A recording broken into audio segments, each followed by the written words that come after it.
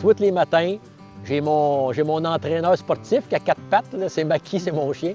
À 5h30, je suis dehors en été comme en hiver, à moins 20, moins 30 à la pluie. On dirait que ça me gronde avec le défi que j'ai au niveau de la ferme. Ça me donne de l'énergie pour continuer. Je m'appelle Paul Caplette. Ici, on est à Saint-Robert en Montérégie-Est. Je suis copropriétaire de la ferme Céréales Bellevue Incorporée avec mon frère. On a une ferme de grande culture sur 360 hectares avec 8 cultures différentes. On a commencé avec Alus, là, avec les bandes rivènes arbustives. Après ça, on a rajouté des haies brise-vent. Puis il y a eu aussi notre îlot biodiversité. Ça, c'est le bassin sédimentaire avec les arbustes. Les nichoirs à chauve-souris qui ont été rajoutés, les nichoirs à branchus, hirondelles. Au niveau des nichoirs, si on parle pour les hirondelles, on est rendu pas loin de 75 installés. À mesure qu'on installe, on a des hirondelles qui s'installent.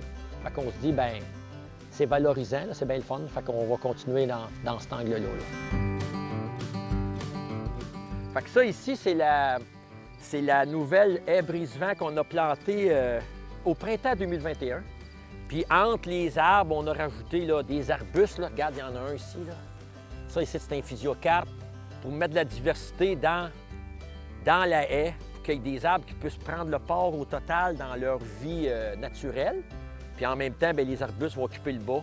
Fait qu'on a ici, puis on a un autre, là, 1,2 km qu'on a installé pour briser le vent, créer de l'espace pour les pollinisateurs, pour les oiseaux, les nourrir en même temps. En plus de couper le vent, on est capable de capter de la neige. Puis l'eau avec les changements climatiques va être de plus en plus rare. Fait qu'il faut capter celle qu'on a puis la garder le plus longtemps possible. Fait que cette haie-là, c'est une construction qui pourrait ressembler en gros à la haie qui est de l'autre côté. Puis nous autres, bien, c'est ce qui nous motive. Là, quand on voit la beauté de celle qu'on a plantée en 2006, bien, on se dit ce qu'on est en train de faire là, bien, dans 10-15 ans, bien, ça va être aussi intéressant, aussi beau que ce qu'on a de l'autre côté.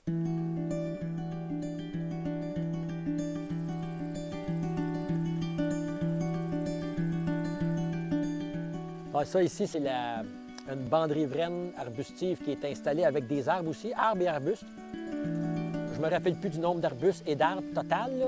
Mais il y a quand même pratiquement 1,1 km de long ici, là. On a la bande réglementaire qui est en feuillage long derrière moi. On a rajouté un 2,5 m, pratiquement 3 pour les arbustes, en considérant que dans le futur, les arbres qu'il va y avoir ici vont avoir un port général de minimum 6-7 mètres de large, ça veut dire 4 mètres de chaque côté. Fait que ce qui veut dire qu'à maturité, dans 10 ans, on va pouvoir circuler à l'ombre ici, là, des deux côtés des arbres. Les bandes riveraines, ça sert à... L'idée générale, c'est ce qui se passe dans le champ doit rester dans le champ. Puis y donner 2 à 3 autres volets. Tu sais, un volet protection, oui. Un volet biodiversité, parce que les petits arbustes vont faire des fleurs, vont nourrir les pollinisateurs, nourrir les oiseaux. Les arbres vont emmener de l'ombre, vont donner même de l'ombre pour le cours d'eau, baisser la température de l'eau.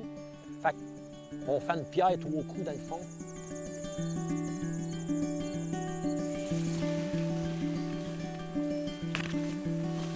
Ça ici, c'est ce qu'on appelle nos bandes de culture fleuries.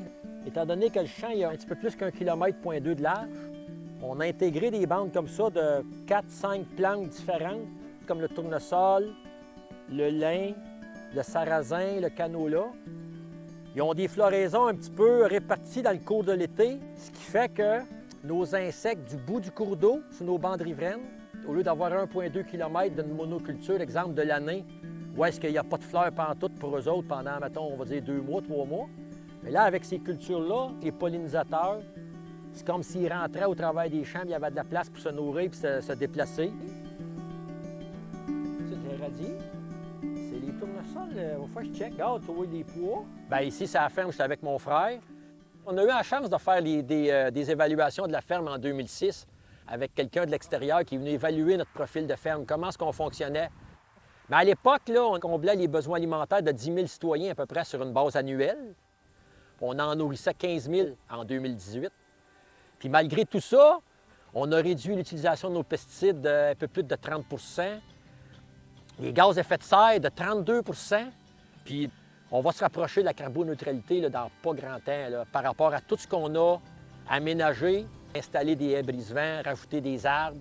Fait qu'on on s'accroche là-dessus puis on dit on va être plus performant, plus résilient, puis en même temps, on va faire partie de la solution pour les changements climatiques par nos façons de faire qu'on développe et qu'on innove sur la ferme là, depuis plusieurs années, puis qu'on va continuer parce que je ne les ai pas toutes dit, là, mais on a encore plein de projets dans la tête qui s'en viennent. Fait que ça va être vraiment le fun là, pour les 10-15 prochaines années encore. Bien, Léo, ça se trouve être mon petit-fils. Tu vois s'il y a un oiseau? Là, il y a 2 ans et demi. Je trouve qu'il est observateur pas mal pour son âge. Fait que je me dis qu'il y a peut-être de la graine d'agriculteur dedans. Là. Je pense que je suis bien parti avec mon petit-fils. On peut aller en haut de la butte où on va voir les tortues. On va-tu voir les tortues? Viens, on va aller voir les tortues. Les tortues sont ici. C'est des cultures, c'est annuel. Je cultive du maïs, du blé. Après l'année, c'est disparu, on recommence.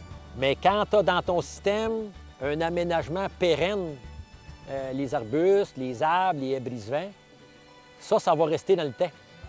Que je sois agriculteur, que je ne le sois plus dans 20 ans, ceux qui vont travailler sur la ferme vont encore avoir les bénéfices des gestes qu'on a faits aujourd'hui.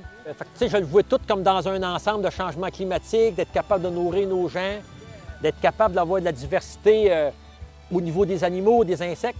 Fait que ça fait un tout. Fait que c'est comme si on se ramassait là, des gardiens de l'environnement en même temps. Fait que je trouve que c'est une belle écusson qu'on peut se mettre comme agriculteur.